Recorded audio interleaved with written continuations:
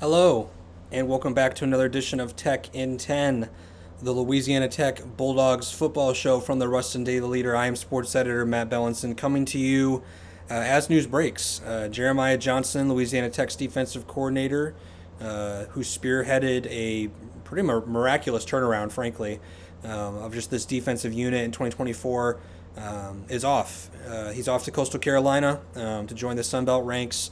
The news breaks this afternoon from CBS Sports, and I have officially confirmed that as well, just based on talking to people at Tech this afternoon. Definitely a stunner. This is one of those moves where the moment that the regular season ended, this was the watch that Louisiana Tech fans were waiting for. Could they keep Jeremiah Johnson as DC? After the turnaround season that he gave the Bulldogs, and frankly, just the confidence that he instilled in this program and the players. It was clearly the topic number one. Maybe outside of Sonny Cumbie's status, but that was resolved pretty quickly after the season. And so it was pretty much, what's going to happen with Jeremiah Johnson? Is he going to return as DC in 2025 to kind of keep this momentum going? And it's one of those things where I'm gonna kind of hit this in multiple directions. I guess first off, just based on my own reporting and talking to some people at Tech this afternoon as kind of things are breaking. It certainly sounds like the Bulldogs were doing everything they could to keep Jeremiah Johnson. Certainly, people are going to say that. Obviously, until the person is either here or not here anymore, to put on that public face. But from what I've heard, it certainly sounds like the Bulldogs put a pretty substantial offer in front of Jeremiah and his representatives to think about. That would have been a substantial raise, kind of disperse some benefits here and there to his staff, so to kind of reward that whole defensive unit for what they'd showed in 2024. It's just one of those things where maybe I guess the opportunity here at Louisiana Tech was not something that Jeremiah was looking to continue, which I'll get into here in a second. But I think first and foremost, for those that are wondering, did Louisiana Tech just kind of accept its fate and just allow Jeremiah to walk out the door freely? Certainly doesn't seem like that was the case. Certainly seemed like the Bulldogs did everything they could. You can definitely get a sense from people in and outside the program that this is a frustrating day. This is a frustrating day. I don't think in terms of the decision that Jeremiah made, just because you can't fault a man for wanting to do what's best for him and his family. And certainly after what he showed this past season, you can't blame someone for wanting to live off, or I guess play off what their successes have been, and play off the momentum they've created for themselves. And so I think the frustration probably comes more in the fact of probably just the timing, and probably just the efforts that were made, but just maybe weren't met with the same level of interest. And I think also just a frustration in terms of this is putting you behind the eight ball before you even get to the table. It's one of those things where if I'm a Louisiana Tech fan, I'm thinking today, okay, so what happens now? I guess and it's a big question, and I know there's so many directions that you can go to, but the reason, and I don't want to say the reason, but we're going to use their own words to kind of describe the situation. When I talked to Ryan Ivey about a week after he puts out that letter announcing that Sonny Cumbie is going to return, a letter that states in the first two paragraphs as to why Sonny is returning, the defense, and the defense has turned around. The fact that it's a top 25 defense this year, it created momentum, did a lot of things right. That was the initial selling point as to why Sonny was going to return in 2025, because of what he brought in with Jeremiah, the correct hire that he made, and now you're basically left wondering, okay, what does this staff have to stand on? What does this program have to stand on moving forward? If the man in charge of kind of spearheading the defense's turnaround is no longer here, and could potentially take staff with him, that obviously remains to be seen. But I think that's my biggest question is, okay, you had this plan, which again I already expressed my doubts. I just didn't think the alignment was going to work. I didn't think that, frankly, just what the staff had proven through 3 years was worth bringing back. But they certainly put all their bets that they were going to retain Jeremiah, and that Jeremiah was going to keep this defense going, and that the Bulldogs were going to get their offensive coordinator right, and take care of the other side of the ball, and that everything would run smoothly in 2025. Certainly it's not the case right now. The Bulldogs' plan has been thrown a big wrench And I think if you're Ryan Ivey, the athletic director here at Tech, you have to take a real hard look as to what the next steps are, and you have to move quickly, because I don't think you can last, multiple weeks here without a DC in place. When this transfer portal world that we live in, where teams can pretty much tamper with other teams, can take players off each other's teams at any given moment. I think if you're the Bulldogs, you just have to move quickly. Again, I know it's frustrating. It's one of those deals where there's so many things that this move speaks to, which I'll get to here in a minute. But I think first and foremost, what I'm feeling is the Bulldogs have to move fast. They have to move fast in terms of naming a DC, in terms of naming someone that's going to right the ship, retain players that expressed publicly that they wanted to return, that they had faith in Jeremiah, that they loved Jeremiah, just the confidence that he brought into this team. And there's certainly some social media reactions for some players this afternoon that certainly made it seem like they were either caught off guard or just kind of upset by this decision, maybe a combination of both. And so I think if you're Ryan Ivey, you can't really worry about what this means for the program long term and Sonny Cumbie's stability. All you can focus on right now is you got to make a DC hire, you got to make it fast, and you got to instill confidence in this program that you can continue this defensive climb.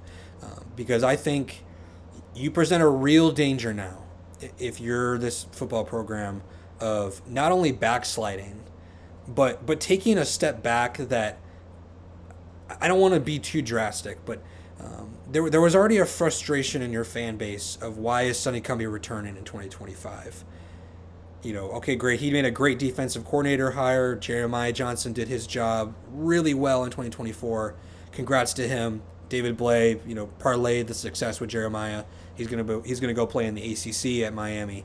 Like that's great stuff. But there was definitely a frustration, and I think there was a warranted frustration of why is this being run back just because of a defensive coordinator. A defensive coordinator that was in limbo in terms of was he going to even return to Louisiana Tech. And I think there's a chance that this could blow up if the correct hire is not made, because you already had a fan base that was frustrated but was potentially willing to allow Tony Franklin to clean up the offense, get it to a respectable level, and you know what? We're going to keep Jeremiah as DC. Everything's going to be fine, and maybe we'll get to a winning record. Maybe we'll win a bowl game this year, and maybe the plan will work. Skeptical, sure, but I don't think I think your fan base was moving off the ledge. I think a little bit as the weeks went on, and the idea that Jeremiah was going to be returning started to become more real. Now that he's not, I think there's a real danger of losing a fan base that is already frustrated, losing a fan base that didn't understand the decision in the first place, and now sees that basically the plan has to start from zero. And again, maybe they'll promote Jeff Burris, a longtime defensive assistant, just in the college ranks. Obviously, coached at Tech before and came back to Tech this previous season, who had experience with Jeremiah Johnson in the secondary, and obviously worked with the Tech's DBs and did a pretty good job there. Maybe Tech will promote him to DC. It's still too early to tell. I'm recording this Friday, late afternoon. It's just at the point now where I think if you're Louisiana Tech, I think you have to show your fan base that you know what you're doing. You have to show them that you have a plan of action moving forward. Because if you're just being frank right now, the plan that you had in place in the offseason has failed. The plan to retain Jeremiah has failed. Now again, you put a contract extension in front of him. That's excellent. That's what you should have done. You should have pressed hard. That's what they did. But it just didn't go your way. And that was the risk involved of trying to run this back on the hopes that you could retain one coordinator. And now he leaves. He leaves to join, a pretty okay Coastal Carolina team in the Sun Belt. They certainly had their successes, over the past 10 years. They've kind of hit a little bit of a downturn compared to what they were, under Jamie Chadwell and, all the success that they had. And so I think if you're Jeremiah, certainly it's a better conference, no doubt. And it's certainly a more stable position just in terms of kind of the coaching instability here at Tech. And I think in turn that also, again, I'm unable to speak to Jeremiah on his move, but I would be willing to bet that if you injected true serum in him, Sonny Cumbie's limbo status going into 2025 plays a part.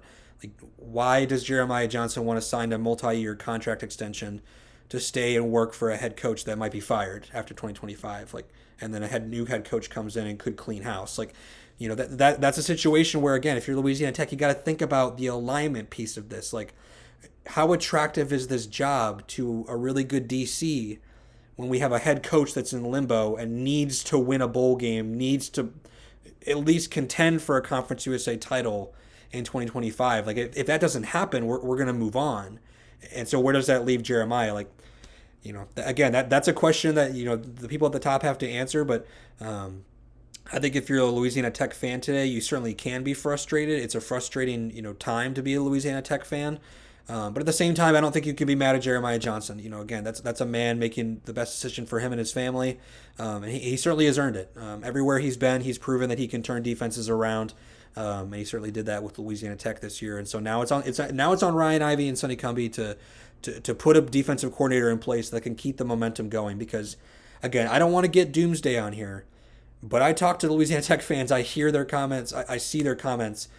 This is a fan base that is on the edge of, frankly, just kind of checking out. Certainly I think if you're a Tech administrator, I think it needs to feel at least encouraged that your fan base is still at a point where they care enough to be mad that this program is not in a good position. I think the risk that you run if you don't make a good defensive coordinator hire and 2025 does not pan out like they thought, and this offensive coordinator hire does not turn into a success, a portion of your fan base might just walk away and say, you know what, we made too many mistakes. The timeline is screwed up, and it's going to take a long time before we get back to a winning level. Now, again, I don't want to get too doomsday. Certainly, if Jeff Burris is promoted, he's certainly proven that at multiple stops that he can get players to buy in. He can develop guys into NFL players. He's certainly the players here at Tech like playing for him. So if they were to make that move, it certainly would be a good one. He certainly knows this program. He knows the players that are here, and he knows what it takes to win. So I wouldn't hate that decision at all. But I think as of right now, priority number one, as I record this on Friday, is Ryan Ivey and Sonny Cumbie need to make a good hire at DC. They need to get that confidence going back in this program, and they need to tell their players and their fans, like, we're going to keep this momentum going. Like, we understand that it's frustrating that Jeremiah left, but if you stick with us, we believe that we have a plan in place that can work. I think the sooner that happens, the better, because the longer that you leave your fan base wondering and questioning, I think you allow people to become not just speculative, but angry, and I think maybe even just passive to the operation itself. And so, again, it's a situation where it's not too surprising, just given what Jeremiah accomplished this year. But again, it definitely is surprising in terms of the timing, just given the distance between the bowl game, the distance between him being linked to some Power 4 opportunities that he did not accept, or was potentially not even offered. And now he leaves for a pretty mid-tier Sun Belt school at this point. And so that's the state of Louisiana Tech football at this point, and you have to accept it. And you got to come in, if you're Sonny Cumbie and this staff in 2025, recognizing that it's on you to prove that you can win, prove that your plan can work.